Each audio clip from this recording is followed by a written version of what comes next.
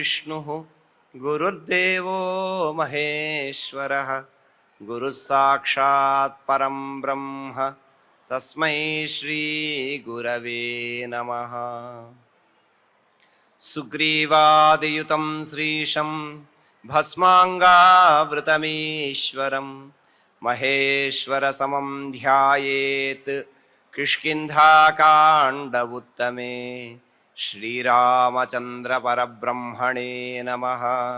अथ श्रीमद् रामायणे आदिकाव्ये किष्किन्धाकाण्डे 12 सर्गः। ततो रामः परिष्वज्य सुग्रीवं प्रियदर्शनं प्रत्युवाच महाप्राज्ञः लक्ष्मणानुमतं वचः। సుగ్రీవుడు రామచంద్రుని పరాక్రమం తెలిసిన వాడై శరణాగతితో చేతులు జోడించి వాళ్ళ నుంచి తనను రక్షించమని వేడుకుంటూ ఉన్నాడు. ఇప్పటి వరకు రామచంద్రుని మీద సందేహం ఉన్నటువంటి సుగ్రీవునికి పరిపూర్ణమైన విశ్వాసం కలిగింది. ఆ విశ్వాసం కలిగినప్పుడు తతః అంటే సుగ్రీవుడు పలికినటువంటి ఆ మాటలు విన్న తరువాత అంతకుముందు దుందుభి శరీరాన్ని కాలిగోటితో తాను 10 యోజనముల దూరములు విసిరివేశాడు. కానీ సందేహం కలిగినటువంటి సుగ్రీవుడు ఆయన అనేకమైన కారణాలు చెప్పి నీ బలాన్ని ఇంకా నమ్మలేకపోతున్నానయ్యా అన్నాడు. దానికి రామబాణం చక్కగా ఆ సుగ్రీవునికి విషయాన్నంతటినీ కూడా తెలియజేసింది. అలా నమ్మకాన్ని పొంది మాట్లాడుతున్నటువంటి ఈ సుగ్రీవుణ్ణి చూసి మహాప్రాజ్ఞ ప్రియదర్శనం లక్ష్మణానుగతం సుగ్రీవం పరిష్వజ్య అని అన్నాడు. మహాప్రాజ్ఞ అంటే చక్కగా ఆలోచించేవాడు, తెలివైనటువంటి వాడు అని అర్థం. అలా గొప్ప బుద్ధి కలిగినటువంటి ఆ రామచంద్రుడు ప్రియదర్శనం చూడడానికి ఆనందాన్ని కలిగించేటటువంటి వాడు. అలాంటి రామచంద్ర ప్రభువు లక్ష్మణానుగతం సుగ్రీవం పరిష్వజ్య వచః ప్రత్యువాచ. లక్ష్మణునితో సమానమైన సుగ్రీవుని అని అన్నారు ఇక్కడ. అప్పటి వరకు సుగ్రీవునితో రామచంద్ర ప్రభువు మాట్లాడాడు. కానీ ఇప్పుడు సుగ్రీవుడు మాట్లాడుతున్నటువంటి ఆ మాటలు అంటే పరిపూర్ణమైన విశ్వాసంతో పలుకుతున్నటువంటి మాటలను గ్రహించిన వాడై లక్ష్మణునితో అంటే తన సోదరునితో సమానమైనటువంటి సుగ్రీవుణ్ణి ఆలింగనం చేసుకొని వచః ప్రత్యువాచ వాక్యాన్ని మాట్లాడుతూ ఉన్నాడు అని అన్నాడు. అంటే సుగ్రీవుని పట్ల ఏర్పడినటువంటి ఆ సంపూర్ణమైనటువంటి విశ్వాసం, తన పట్ల ఏర్పడిన ఆ సుగ్రీవుని విశ్వాసాన్ని చూసిన వాడై సంతోషంతో రామచంద్రుడు సోదరునితో సమానమైనటువంటి సుగ్రీవుణ్ణి దగ్గరగా తీసుకున్నాడు. అప్పటి వరకు సామాన్య మిత్రునిగా చూసినటువంటి ఆ సుగ్రీవుణ్ణి ఆప్తబంధువుగా దగ్గరకు తీసుకోవడము అని అంటే విశ్వాసం కలిగింది సుగ్రీవునికి. పరిపూర్ణమైనటువంటి విశ్వాసం చేత రామచంద్ర ప్రభు యొక్క అనుగ్రహం లభించింది. ఆలింగనం చేసుకోవడము అనేది కేవలం తన యొక్క ప్రేమను వ్యక్తపరచడం మాత్రమే కాదు, అది ఒక అభయం, ధైర్యాన్ని అనుగ్రహింపజేసేటటువంటిది. అలాగే సంపూర్ణమైనటువంటి విశ్వాసాన్ని కలిగింపజేసేటటువంటిది. అంటే పరమాత్మ యొక్క ఔదార్యాన్ని ఇక్కడ ప్రకటింపజేస్తున్నదనమాట. పరమాత్మ ఔదార్యం ఏమిటి అని అంటే తాను వాత్సల్యం, తనను శరణాగతి చేసినటువంటి వాడిని రక్షిస్తాడు. శరణాగతి అంటే ఏమిటి అంటే పరిపూర్ణంగా నీవే తప్ప వేరొక దిక్కు లేదయ్యా అని చెప్పి ఆయన నమ్మడం. అలా ఎవడైతే నమ్ముతాడో అది రామచంద్రుని దీక్ష. సకృదేవ ప్రపన్నాయ తవాస్మీతి చ యాచతే అభయం సర్వభూతేభ్య దదామి ఏతద్వ్రతం మమ. ఆయన వ్రతం ఏమిటయ్యా, రామచంద్రుని వ్రతం ఏమిటి అంటే అనేక పర్యాయాలు చెప్పుకున్నాం. ఏమిటయ్యా అయింది అంటే ఎవడు ఆశ్రయిస్తాడో రామా నీవు తప్ప దిక్కు లేదు అని ఎవడైతే ఆ పాదములను శరణు కోరుతాడో వాడిని రక్షించడమే ఆయన దీక్ష. అడగడమే తడువు, అడిగినటువంటి వాడిని రక్షించేవాడు. కనుక ఇక్కడ సుగ్రీవుడు చేతులు జోడించి ప్రార్థన చేస్తున్నాడు. రామబాణ పరాక్రమం తెలిసినటువంటి వాడు గనక ఆ చేతులు జోడించి శరణాగతితో ప్రార్థన చేశాడు గనక పరమాత్మ యొక్క ఔదార్యాన్ని పొందాడు, పరమాత్మ యొక్క అనుగ్రహాన్ని పొందాడు. కానీ పరమాత్మ అనుగ్రహం అంత సులభంగా లభించదు. ఎందుకంటే బోల్డని సందేహాలు ఉంటాయి, పరమాత్మ యొక్క అస్తిత్వం మీద సందేహాలు ఉంటాయి. ఆ మార్గంలో వెళుతున్నప్పుడు, సాధకుడు ఒక మార్గంలో వెళుతున్నప్పుడు వాడికి కలిగేటటువంటి సందేహాలు ఉంటాయి. మరి ఆ సందేహాలన్నింటినీ కూడా, ఎందుకంటే అవిశ్వాసం అనేటటువంటిది ప్రబలంగా ఉంటుంది. అవిశ్వాసం ఎప్పుడైతే పోయి శరణాగతి కలుగుతుందో అప్పుడే పరమాత్మ యొక్క సాంగత్యము లభిస్తుంది, పరమాత్మ స్వరూపం గోచరమవుతుంది. అదే సుగ్రీవుడి స్థితి. కనుక పరమాత్మ అస్తిత్వాన్ని అంత సులభంగా నమ్మలేం, ఎన్నో నిదర్శనాలు చూపించాలి ఆయన. అలా ఎన్నో నిదర్శనాలు చూపించి మనల్ని కాపాడగలిగేటటువంటి వాడు కూడా ఆయనే అనేటటువంటి స్థితి అనే జ్ఞానము రెండు కూడా పరమాత్మే కలిగించారు. భయకృత్ భయనాశన అని చెప్పుకున్నాం. భయాన్ని కలిగించేవాడు, భయాన్ని తొలగించేవాడు ఆయనే. అలా భయాన్ని కలిగించి తొలగింపజేసేటటువంటి శక్తి సామర్థ్యాలు కలిగినటువంటి రామచంద్ర ప్రభు యొక్క పరాక్రమం తెలుసుకున్నాడు గనక సుగ్రీవుడు వాలి పరాక్రమాన్ని చూసి ఇంతకాలం భయపడ్డాడు. వాలిని చూసి భయపడినటువంటి ఆ సుగ్రీవుడికి ఇప్పుడు రామచంద్ర పరమాత్మ ఉన్నాడనేటటువంటి ధైర్యం కలిగింది. రాముడి యొక్క పరాక్రమం చూసి ఆ రామచంద్రుడి పరాక్రమ సందేహం అంతా కూడా తొలగిపోయింది. పరిపూర్ణమైనటువంటి విశ్వాసం వచ్చింది కనుక శత్రువైనటువంటి వాలిని సంహరించగలిగిన వాడు ఉన్నాడు అని ఆయన శరణంతో చేతులు జోడించి నీవు నా సంతోషం కొరకు నా శత్రువుని సంహరించు అని ప్రార్థన చేశాడు.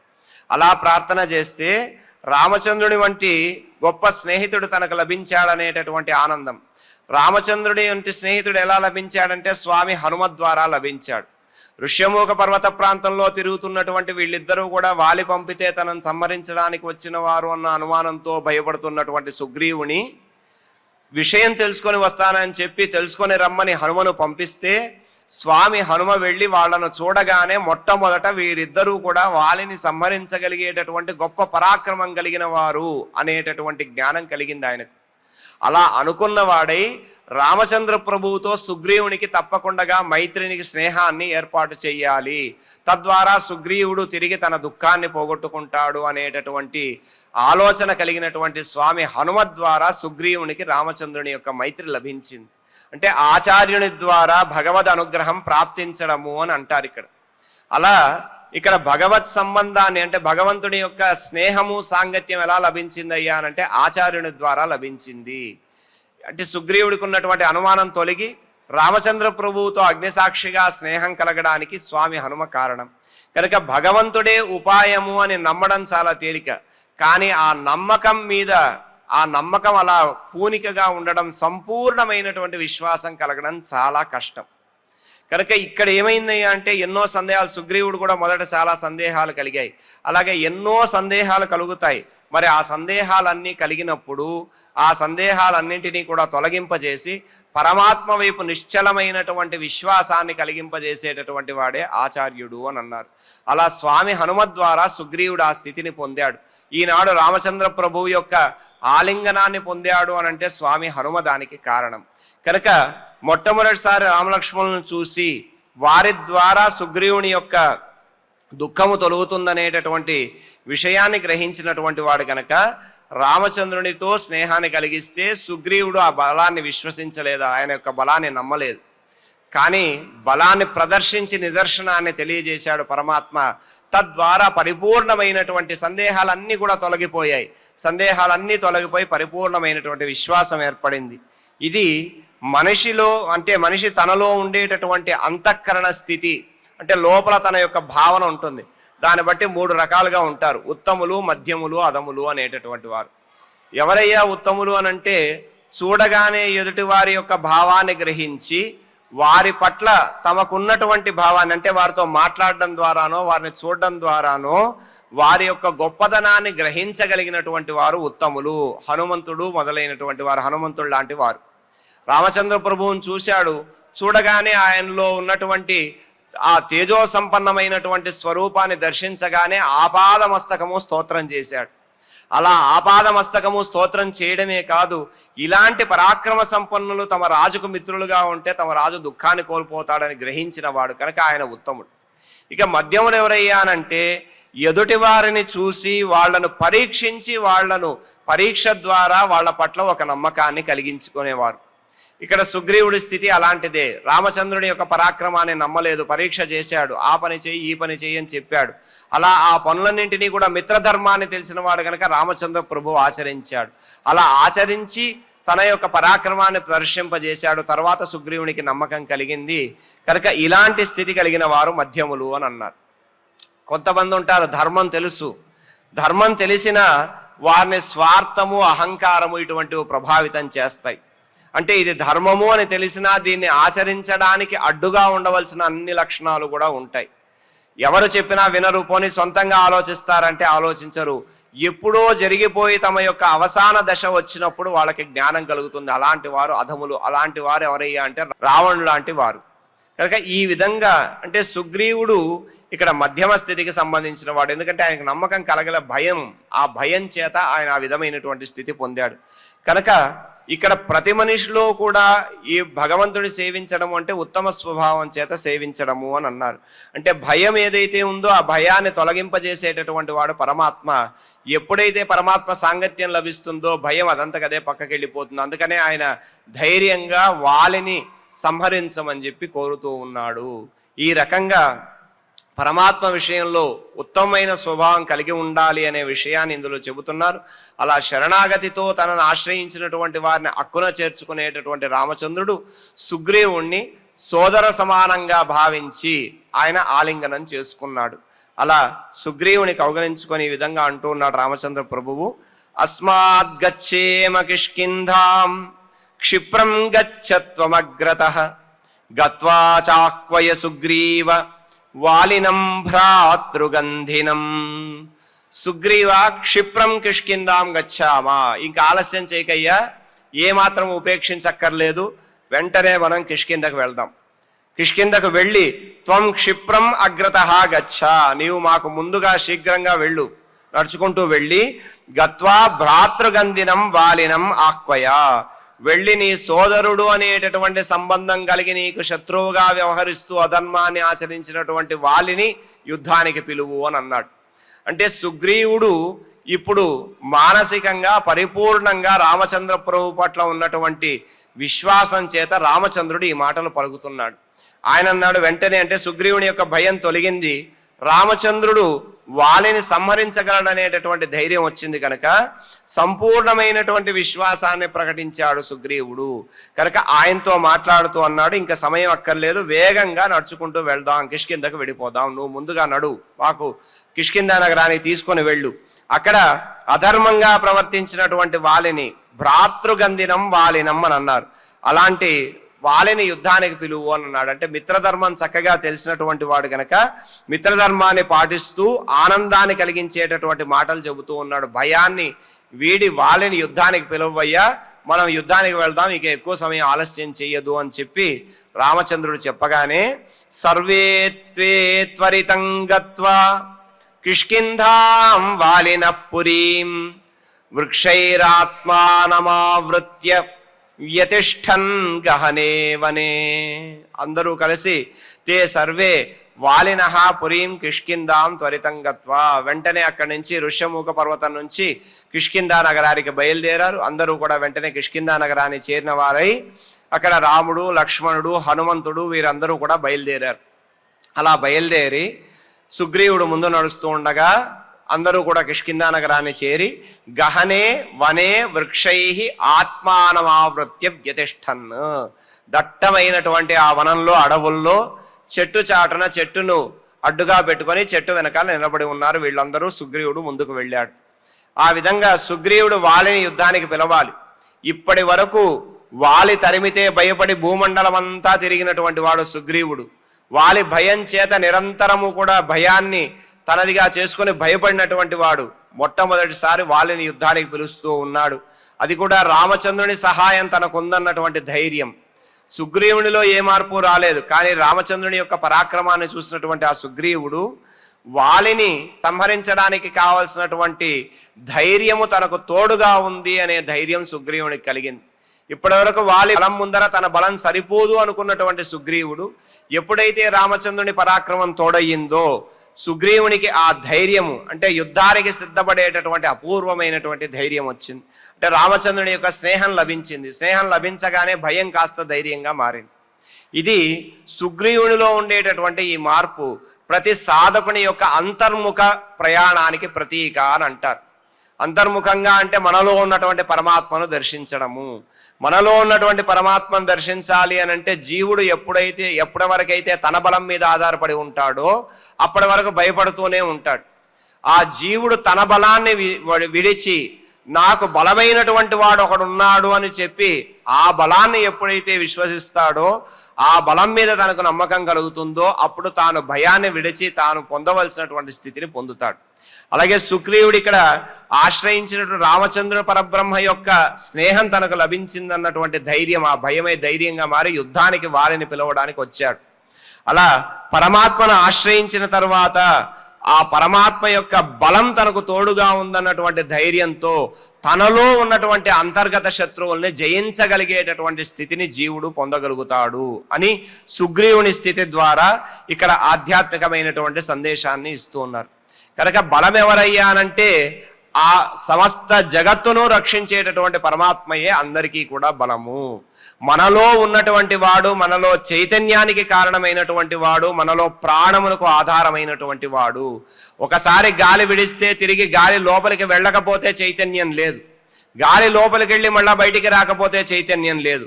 అలాంటి ఈ ప్రాణమునకు కారకుడైనటువంటి వాడు మనకు తెలియకుండానే అప్రయత్నంగా మనం ఆ శ్వాసను తీసుకుంటూ వదులుతూ ఉంటాం. కానీ మనం ఏం చెయ్యం, మనం బలవంతులం అనుకోవడానికి లేదు. మనం బలవంతంగా గాలి విడిస్తే ఆగిపోవడం లేదా గాలి తీసుకుంటే ఆగిపోవడం జరగదు, అది అప్రయత్నంగా జరుగుతూ ఉంటుంది. దానిని నడిపించేటటువంటి వాడు ఎవడున్నాడో ఆ బలవంతుడు నాకు దిక్కు అని మనం ఎప్పుడైతే భావిస్తామో అప్పుడే మనలో ఉన్నటువంటి అంతర్గత శత్రువులన్నింటినీ కూడా తొలగించగలిగే ధైర్యం మనకు వస్తుంది. సుగ్రీవుడు ఆ విధంగా ఇన్నాళ్ళు భయపడినటువంటి వాడు ఈనాడు రామచంద్ర పరబ్రహ్మం యొక్క పరాక్రమము తనకు తోడుగా ఉందన్న ధైర్యంతో మొట్టమొదటిసారి వాలిని యుద్ధానికి పిలవడానికి సిద్ధమయ్యాడు. అలా సిద్ధమై సుగ్రీవో వ్యనదద్ఘోరం వాలినోహ్వాన కారణాత్ గాఢం పరిహితో వేగాత్ నాదైర్బింధన్ నివాంబరం. తనకు కలిగినటువంటి ధైర్యం ఎటువంటిదయ్యా అంటే సుగ్రీవ గాఢం పరిహిత, ఆయన యుద్ధానికి సిద్ధమైనటువంటి వాడు ఎలా సిద్ధమయ్యాడంటే తన యొక్క వస్త్రాన్ని గట్టిగా బిగించాడట. అంటే ఇక యుద్ధం చేయడానికి కూడా సన్నద్ధమయ్యాడు. ఇన్నాళ్ళు తరిమితే పారిపోయిన వాడు ఇప్పుడు యుద్ధానికి కూడా నిలబడడానికి సిద్ధమై వస్త్రాన్ని గట్టిగా బిగించినటువంటి వాడై వేగాత్ నాదైహి అంబరం భిందన్ ఇవ, తాను చేస్తున్నటువంటి ఆ వేగమైనటువంటి ధ్వనుల చేత ఆకాశము చిల్లులు పడుతున్నదా అన్నంతగా గొప్ప ధ్వని చేస్తూ ఉన్నాడు సుగ్రీవుడు. అలా సుగ్రీవుడు ధ్వని చేస్తూ వాలినః ఆహ్వాన కారణాత్, వాలిని పిలవడము అనేటటువంటి కారణం చేత ఘోరం యనదయత్, గొప్పగా ఆయన బిగ్గరగా గర్జిస్తూ ఉన్నాడట సుగ్రీవుడు. రామచంద్రుని సహాయం లభించి వాలి సంహరింపబడతాడనేటటువంటి నమ్మకం చేత రామచంద్రుని ఆశ్రయించినటువంటి ఆ సుగ్రీవునిలో భయం నశించి ధైర్యం పెరిగింది. అందుకనే వస్త్రాన్ని గట్టిగా బిగించాడు. వాలి పేరు వింటే వణికిపోయేటటువంటి సుగ్రీవు ఇప్పుడు వాలిని యుద్ధానికి పిలవడానికి ఆయన గట్టిగా గొప్పగా గర్జిస్తూ ఉన్నాడు. ఆ గర్జన ఆకాశం చిల్లుబడుతుందా అన్నటువంటి విధంగా ఉందట. అలాంటి రాముని యొక్క అభయహస్తం తనకు తోడుగా ఉందన్న అచంచలమైనటువంటి విశ్వాసము సుగ్రీవుని ఈ స్థితికి తీసుకొచ్చింది. కనుక కిష్కింధను చేరగానే ఆ విధంగా తాను గొప్ప ధ్వని చేస్తూ వాలిని యుద్ధానికి పిలిచాడు.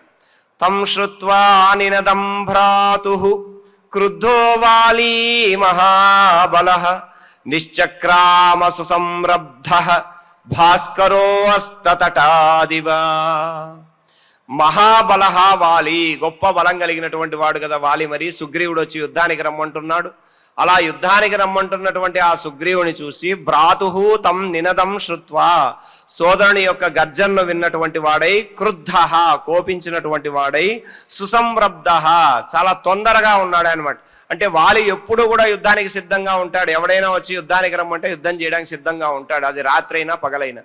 మరి అలాంటి సిద్ధంగా ఉన్నటువంటి ఆ వాలి సుసంరబ్ధః అస్తతటాత్ భాస్కరః యత నిష్పపాత, ఆయన వేగంగా తన యొక్క అంతఃపురం నుంచి బయటకు వచ్చాడు, తన రాజ్యం నుంచి బయటకు వచ్చాడు. ఆ రావడం ఎలా వచ్చాడయ్యా అనంటే ఆయన అస్తతటాత్ భాస్కరః యత అని అన్నాడు. అంటే గర్జిస్తున్నటువంటి తన సోదరుడి యొక్క ధ్వనులు విని వాలి వెంటనే విపరీతమైనటువంటి కోపాన్ని పొందినటువంటి వాడై తాను యుద్ధం చేయడానికి సిద్ధమై బయటకు వచ్చేశాడు. అలా బయటకు వచ్చినటువంటి వాలిని మహర్షి ఇక్కడ అంటున్నారు అస్తతటాత్ భాస్కరః, సూర్యుడు అస్తమించేటటువంటి సమయంలో అస్తగిరికి అంటే పశ్చిమాద్రికి చేరి ఉదయాద్రిలో ఉదయించి తర్వాత పశ్చిమ దిక్కున అస్తమిస్తాడు. అలా అస్తమించేటటువంటి ఆ అస్తపర్వతం దగ్గరికి వెళ్ళి కొద్దిగా అస్తమించి తిరిగి తాను తేజస్సు పొంది కొద్దిగా పైకి వచ్చినటువంటి వాడు ఎలా ఉంటాడో ఆ విధంగా ఉన్నాడు వాలి అని అన్నాడు. అంటే అస్తమించేటటువంటి సూర్యుని యొక్క తేజస్సు కొంత సమయం తరువాత అది అంతమైపోతుంది.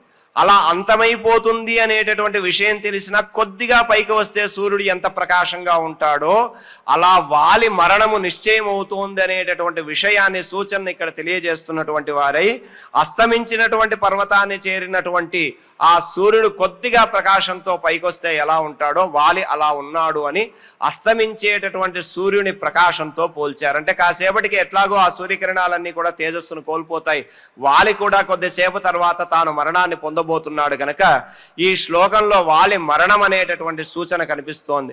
తతస్తుతుములం యుద్ధం వాలి సుగ్రీవయోరభూత్ గగనే గ్రహయోర్ఘోరం బుధాంగారకయోరివ. వాలి సుగ్రీవులు ఇద్దరూ కూడా పరస్పరం ఒకరికొకరు ఎదురుగా నిల్చున్నారు. అది ఎలా ఉందయ్యా అనంటే గగనే బుధ అంగారకయోహో గ్రహయోరివ స్తుములం యుద్ధం అభూత్. ఆకాశంలో బుధుడు అంగారకుడు అనేటటువంటి రెండు గ్రహాలు ఎదురెదురుగా నిలిస్తే ఆ రెండు గ్రహాలు కూడా గొప్పగా యుద్ధం చేసుకుంటున్నాయా అన్నట్టుగా కనిపిస్తుందట గగనంలో, ఆకాశంలో. అలా కనిపించేటటువంటి విధంగా ఇక్కడ వాలి సుగ్రీవులు ఇద్దరు కూడా పరస్పరం నిల్చుకొని ఘోరమైనటువంటి యుద్ధం వారిద్దరి మధ్య కూడా ప్రారంభమయ్యింది.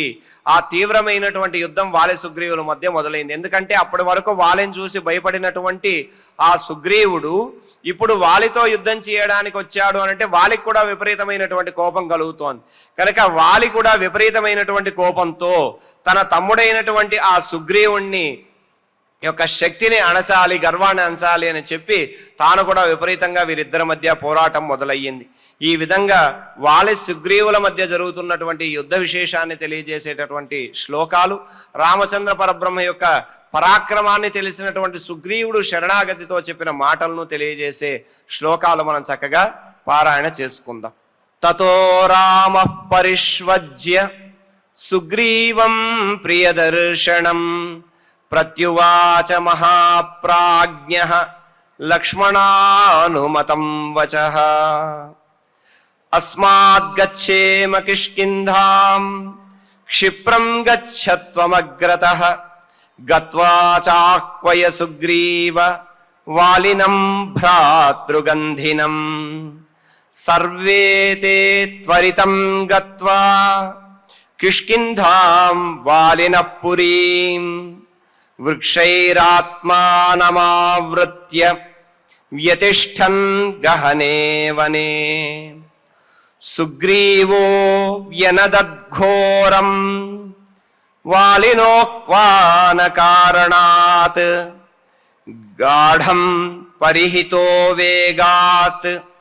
నాదైర్భిందన్నివాంబరం తం శ్రుత్వా నినదం భ్రాతుః క్రుద్ధో వాలి మహాబలః నిశ్చక్రామ సుసంరబ్ధః భాస్కరోస్తతటాదివ తతస్సుతుములం యుద్ధం వాలి సుగ్రీవయోరభూత్ గగనే గ్రహయోర్ఘోరం బుధాంగారకయోరివ.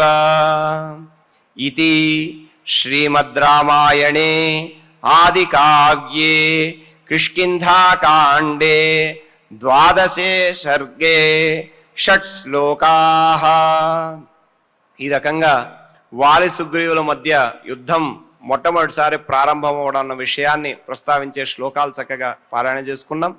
ఇప్పుడు క్షమాప్రార్థనాదులతో మంగళాంతంగా ఈ కార్యక్రమాన్ని పరిపూర్ణం చేసుకుందాం. యదక్షరపదభ్రష్టం మాత్రాహీనం చ యద్భవేత్ తత్సర్వం క్షమ్యతాం దేవ నారాయణ నమోస్తుతే. కాయేన వాచా మనసేంద్రియైర్వా బుద్ధ్యాత్మనా వా ప్రకృతే స్వభావాత్ కరోమి యద్యత్ సకలం పరస్మై నారాయణాయేతి సమర్పయామి.